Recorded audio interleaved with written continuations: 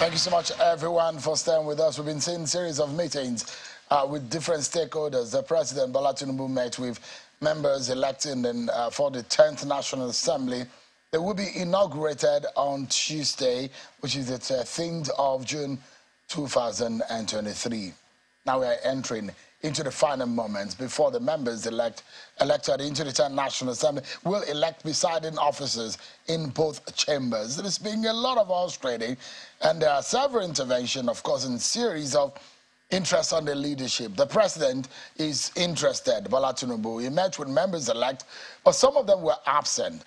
Some of those who are absent are those who we understand might be opposing the APC stance.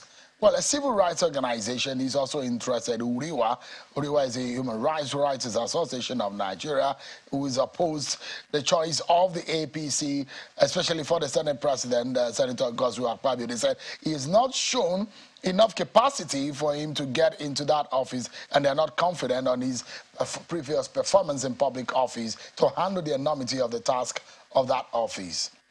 Well, the national coordinator of the group is here with me in the studio, and I have a senator-elect, one of those who are supporting and pushing for the Senator Godswill Akpabio. He's on the side of the APC and, understands party leadership and administration. Senator-elect Sali Mustafa, thank you so much indeed, gentlemen, for joining us tonight. Thank you. It's a pleasure.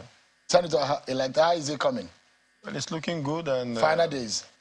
Well, everybody is anxious, and the most important thing is for us to get the ball rolling and bring about what we call Project Nigeria. We've won elections, we've campaigned the length and breadth of the country. We're now here in the center as federal legislators.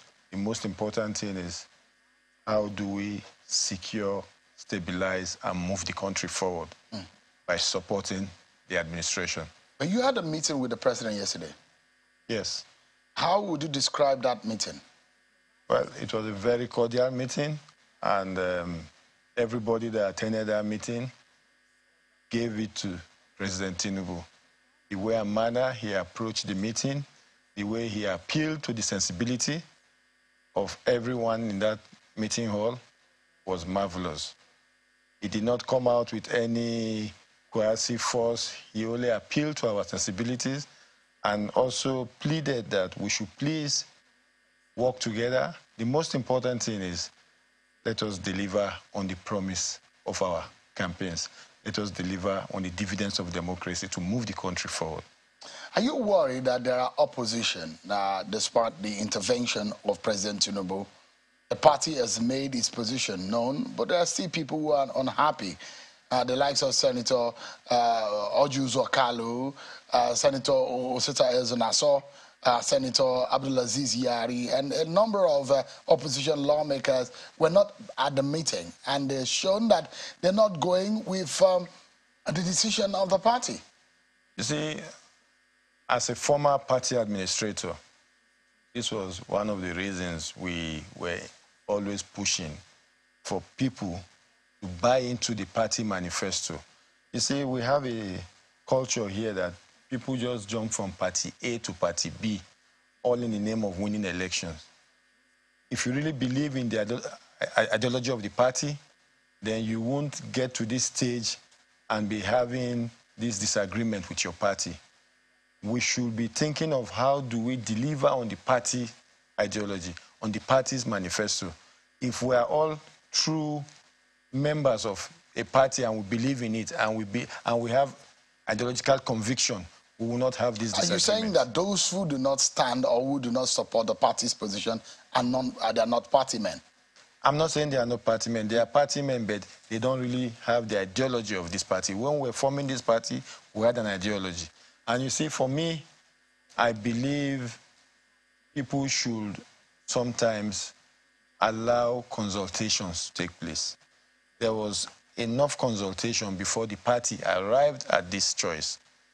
APC as a party, we had a political solution to win election. We've won election. Now the most important thing is to secure and stabilize the country. The question is whether the party did right by the members of the party in the manner in which the party had done it, because there are those who said they were not consulted before the party made that decision. So if you are following the party's position, you first of all ask, was the party doing the right thing? Yes. Has your party done the right thing? Yes, the party has done the right thing, and there was enough consultation. Look, let me quickly remind people, Shehu. Sometimes we don't copy well. The American system we're copying. In America, the head of the Senate is the vice president. Does that make them a rubber stamp Senate? No. So why should we always have this idea that the legislator must be confrontational with the executive? The most important thing is the Nigerian people who have voted for us, let us try and make sure we meet up to their demands. Let us work together and deliver on the dividends of democracy. That is the most important thing. I'll come to you in a moment. Let me bring in Emmanuel Onwubiko, who is the national coordinator of Yuriwa. Thank you so much, Ms. Onwubiko, for joining us today. Your organization is interested. I saw your statement on the issue of subsidy. I saw your statement on a few issues. But this one particularly, on the 10th National Assembly leadership politics, seems to have drawn attention. And perhaps the reason why you're invited tonight, why are you concerned, or what is your own concern with the National Assembly politics? Well, as a Nigerian citizen, and as one of the those who participated in the last election, I have a local standard, just like about 8,000 of our registered members of Human Rights Association of Nigeria were interested in not seeing a rubber stamp National Assembly, the type we had in the last 8 years. Ahmed Lawan and the other fellow, Femi Badebemila. One of them, I can vividly remember, said, whatever Mr. President sends to them, they are just going to stamp it because they believe that Mr. President, that is the last president, has the goodwill of the country. And the first speaker, the senator-elect, and one of the APC party leaders that who have always known, said we copied wrongly from the American system of government. We did not copy wrongly from the American system of government because we are not America, we are Nigeria.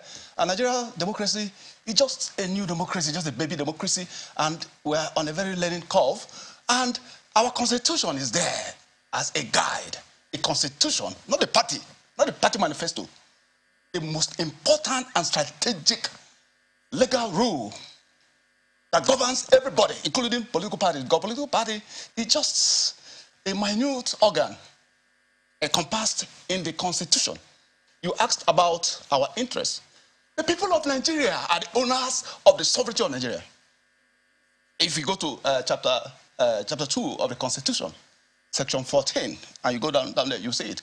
So the Constitution in section 50A and B has stipulated that the election of the leadership of the National Assembly, both at the Senate and the Federal House of Representatives, I don't want to use that derogatory word, lower and upper, because there's nothing like lower and upper. Both chambers of the National Assembly are key partners in, giving us sound qualitative laws that will serve the interests of the people. But what is happening, what we have seen since His Excellency, the President of Nigeria, Senator Bola Ahmed Tinubu, was declared the winner by INEC, and suddenly he got sworn in. In fact, before he was even sworn in on May 29th, it became so clear to every Nigerian that he has already made up his mind that a certain person from South, and he microzoned that position of Senate President, that is the leader of the National Assembly, chairman of the National Assembly. We're not very much concerned about whoever becomes a speaker. We're concerned about who becomes the leader of the National Assembly. That's the Senate President. He is like the man who provides the guide. You know, that it must be Akpabio. And we said, no, you don't do that. You cannot superimpose a candidate on adults. You're not the headmaster that will be talking to pupils and said, in fact, even in the primary school, secondary school, we have what they call elective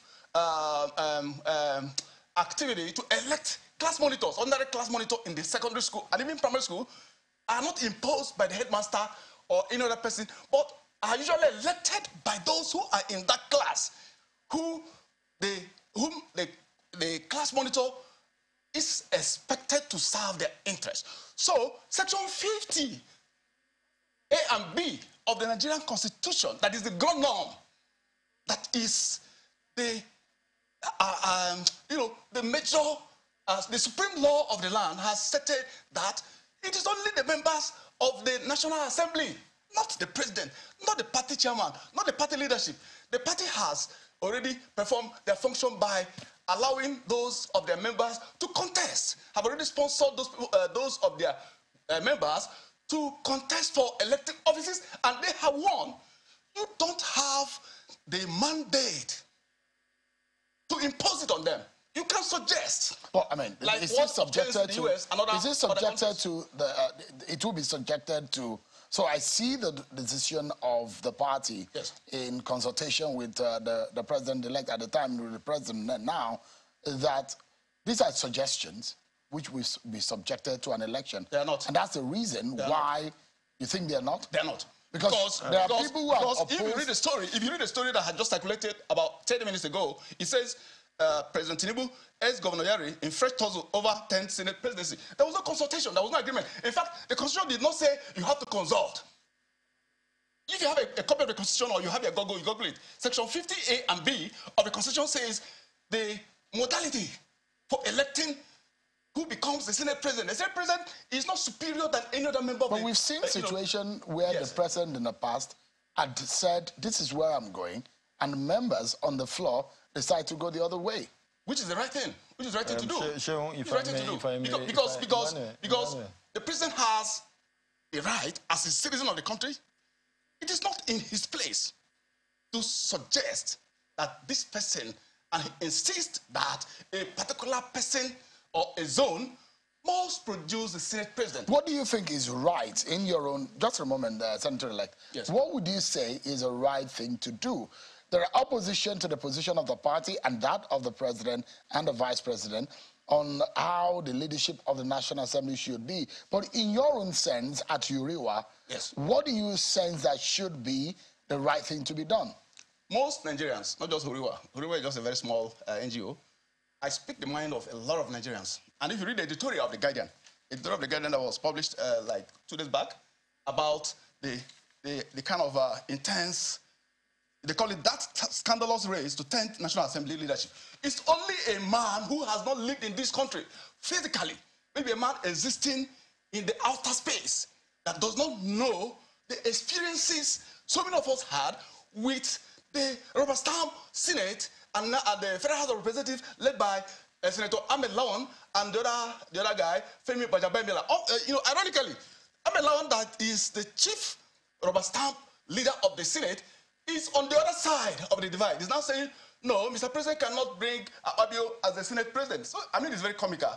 He is the person that President Muhammadu Buhari imposed on the 9th session of the National Assembly, and he kept rubber stamping every request from the president and has led us into debt trap. What? The kind of debt that Ahmed Lawan and President Muhammadu Buhari has accumulated for every Nigerian from China, from God knows where, won't be repaid in the next 60 years. You particularly, I read you said, you particularly raised a question mark on the capacity of Senator Godswill Akpabio. Yes. Why? Well, we don't have any personal grudge or any personal differences with Akpabio. I don't even know him. If I see him today, maybe because he's always in the papers or on your TVs, I will be able to know him. But we read in the press that the EFCC invited him to appear before them. Not that he's already guilty as accused. Section 36.5, we know that Section 36.5 says a man who is accused of any crime, of committing a crime, alleged crime, is innocent in the eye of the law. But if a man, have I been taken to, has EFCC called me or called the gentleman that is here or called you that you have a case to answer?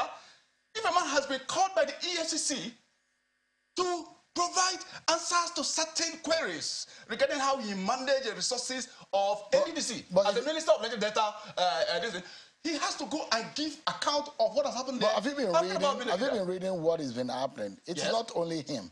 Yes. There are a few others in the Senate or that are elected, that are going into the National Assembly, who have these sort of issues around them. Even Senator Abdulaziz Yari, who is up against in contest with Senator Akpabio, his lawyers have gone to court and asked that an ex parte order so that he's not going to be arrested by any security agency. So either way you look at it, you see that your allegations or your grievance against Senator Akpabio might not be an isolated issue. No, they're not. They're two different things. And by the way, we are not here because of Senator Yeri or Senator anything. We are here for the purposes of defending the integrity of the National Assembly. The National Assembly is not for my friend who is a senator-elect. He's just privileged to be a senator-elect. Any other person in Worcester Market can be senator-elect if you have the requisite qualification to contest election. I beg your pardon. Any other person, there are graduates, there are PhD holders in the market. That your marketplace doesn't mean you didn't go to school. Please. So it's not the same. I'm coming, my gentleman. It's not the same thing with Senator Yeri's allegation by EFCC that his lawyers have already gone to court to obtain a stay. To obtain a restraining order against the EFCC. But there's nothing like that in the case of Akpabio. In the case of Akpabio, he has had multiple invitations. Even the other time, we're even surprised how just few media houses reported that he was allegedly he visited the EFCC and provided information to the EFCC when he left as the governor of that state. That's right, Mr. Mubiko. Yes. Let me allow Senator-elect. Yes. I mean, these are issues that have been raised. Albeit, he's not a politician. He's a civil society, members of the civil society. But how do you react to these sort of issues? You see, thank you, Sean. Some of us have been in that same civil society movement before. And I know how passionate sometimes they speak. But you see, sometimes we should be guided by information. We should not just pick things and just make up ideas or imagine things. Akpabio is not under any restraining order by EFCC or any court order that he should be arrested. He was invited, he reported there, and he gave clarity to whatever they wanted to know. Number two, NDDC is still running with or without Akpabio. So if there are allegations or if there are investigations being carried out, they should call the accounting officers. Number three, Akpabio served under a president who gave him approvals. So when people sometimes, for lack of information or due to campaign of calumny, say things and accuse people sometimes, it's wrong. Akpabio is not under... He's raised... So let's take the issues one after the other. He raised one of the issues that he raised is as to the integrity of the process. That how would some few people come together and decide who should be the National Assembly? So he raised a question mark on how the president and the party would tell the whole of the country whom they prefer, and why not subject it to an election by the lawmakers elected? Now, Sean, if I may guide us here, because I like sometimes we guide ourselves so that we can benefit properly from discourse. APC is the majority party today in the National Assembly. APC as a party has a covenant with Nigerian people to deliver on certain promises. The president has not forced anybody to say you must vote Akpabio. The president has not forced anybody to say you must vote Tajuddin Abbas. All they've done is that they've advised and they've sought our understanding, and he appealed to us yesterday to say, please, gentlemen, I would like if you can do me this favor so as to get my government on a good note, from a good start. And if he's asking for that favor, because he knows the capacity of the person who, for the privilege of coming from that zone that has been zoned to, so as to have some certain balance. I said something earlier. I said APC had a political solution to win election. Now, we've sat back, we've looked at the drawing board, we're now looking at the possibilities and the options of, first and foremost, stabilizing and securing so as to move the country forward and to give others a sense of belonging. It's about Project Nigeria now. All hands must be on deck. And this is the only president so far who, from his first 10 days or 2 weeks in office, is appealing to say, look, whatever has happened in the past, and we all come together now and see how we can move this country forward. Senator-elect, there are challenges before us. Senator-elect, how do you convince Nigerians who are watching tonight, who have a perception about the National Assembly, especially the last one, and perhaps label them, tag the National Assembly as a rubber-stamped National Assembly? How would you convince them that same thing will not happen in the light of the fact that if these guys who are being selected or are anointed by the party becomes the leaders of the National Assembly, that they will not pander to the caprices of the executive arm of government? The role of the National Assembly include oversight. And that's one of the reasons why the criticism from those who feel that the National Assembly have been behaving like a rubber stamp. How do you convince and tell Nigerians that that wouldn't be the case? Well, Sean, in the past, if you accuse the Ninth Assembly of that, I will not also accuse them, because sometimes the spectators are better footballers than those on the pitch. They know what they were going through. Within ourselves now, in 109 senators, we've been mingling around ourselves. We know ourselves. We're not just meeting for the first time. Akpabio has the capacity to lead the 10th Senate. He's demonstrated it as a governor of Akwa Ibom State. Everybody that knew Akwa Ibom when it was created out of the old Cross River State and maybe one other state will tell you what Akwa Ibom was then and how he was able to put Akwa Ibom on a very progressive trajectory. So it's not enough for us to sit here, especially for those of us who don't have the local standing to participate in that election that day, to start condemning somebody just on the face value of what you see in the papers, maybe sponsored by his opponents. We believe in his capacity. We know he can deliver. And don't forget, it's not just about Akpabio. It's about all of us. And he is just first among equals. All right. Mr. Nwubiko, where do you go from here?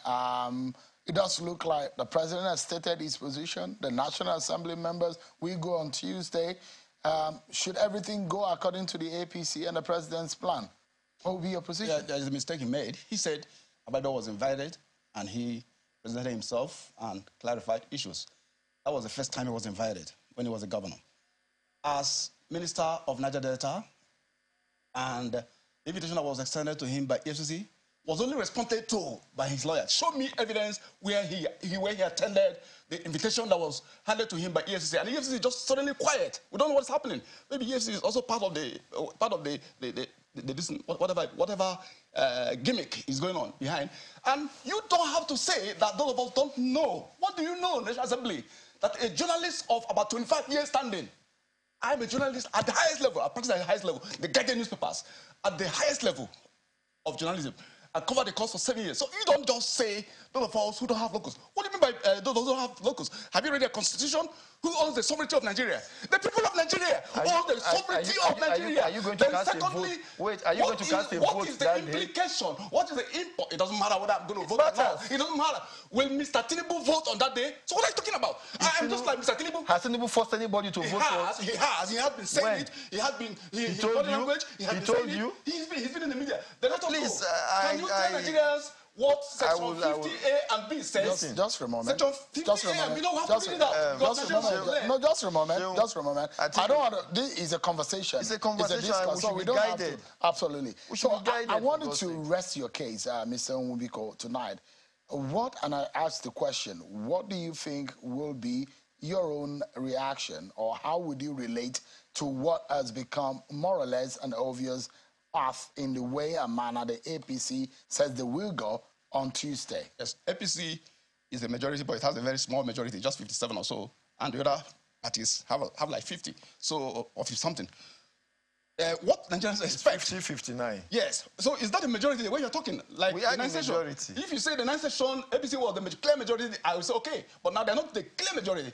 They have to work with the minority, the smaller parties to even produce a Senate president, which other smaller parties have acceded to. Yeah. So what Nigerians expect is for them to abide by section 50A and B of the Constitution, which says a president and deputy president of the Senate who shall be elected by the members of that house from among themselves, and the Speaker and the Deputy Speaker of the House of Representatives, who shall be elected by the members of that House from among themselves. Let every senator that will be sworn in on that day, let every member of the Federal House of Representatives, it doesn't matter whether you're a Muslim, we don't even want to talk about the Muslim ticket that the APC has forced Nigerians to accept. So whether it's a Muslim, whether it's an animist, whether it's an atheist, whether it's anybody, whether it's Igbo, Hausa, Fulani, everybody should be allowed to show up and contest. Thank you so much, Mr. Omubiko. Senator-elect, your final thought. Well, Seun, honestly, I would have loved to raise this discourse and debate on how we should convince ourselves. How I wish he was the senator, maybe supporting Yari or Oji Zokalu or Osita Isunazom, then we'll be able to tell ourselves what we think our candidates or the agenda our candidates are bringing forth to convince others to vote for them. But when you sit here, you accuse the president. The president has not come out to say everybody must go and vote Akpabio. He has not done that. He's a Democrat. He was in the Senate before. And that is why we are going for an election. So I don't know why you are so agitated. For me, it doesn't give any reasoning, because your agitation just makes me feel as if you have maybe you have something against Akpabio or the APC. I've just told you, APC as a party, we are 59. You are talking to Nigerians, not me. No, I'm also telling you, I'm also educating you on that. No, but you're wrong. We have 59 senators, and PDP has about 36, Labour Party has about 8, SDP 2, NNPP 2, YPP 1. So we still have the majority. Senator, so that we can close now, do you see any possible offset on that day? Well, I hope and I pray my colleagues will see reason in supporting the advice and the plea from Mr. President, so as to have a smooth and cordial working relationship both between the executive and the legislature, so that we can get the ball rolling immediately. The most important thing is let us deliver our mandates. Senator-elect Saliu Mustafa, thank you so much indeed for your time tonight.